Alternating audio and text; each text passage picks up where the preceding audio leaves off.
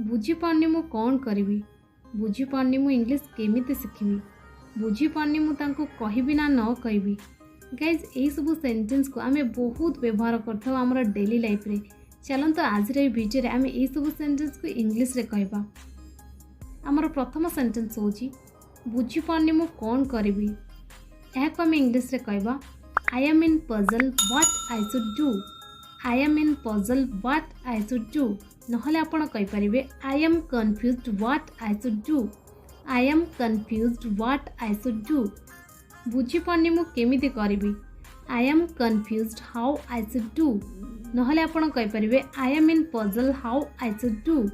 I am in puzzle how I should do बुझी पानी मु कहा को फोन करिबी। I am in puzzle whom I should call. I am in puzzle whom I should call नहले आपण कहि परिबे I am confused whom I should call. I am confused whom I should call बुझी पानी मु कोठु आरंभ करिबी। I am in puzzle where I should start.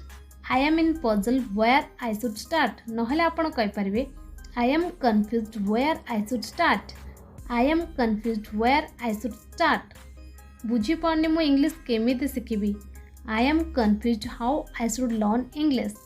I am confused how I should learn English. Or you can say, I am in puzzle how I should learn English. I am in puzzle how I should learn English.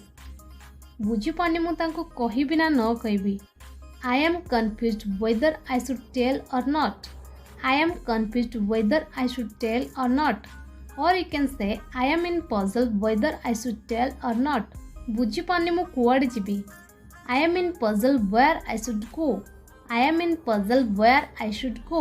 Or you can say, I am confused where I should go. I am confused where I should go. आज आपण पई question रही बुझी पानी को mobile Kinibi. या को आपण जल्दी जल्दी कमेंट बॉक्स रे कमेंट करंतु।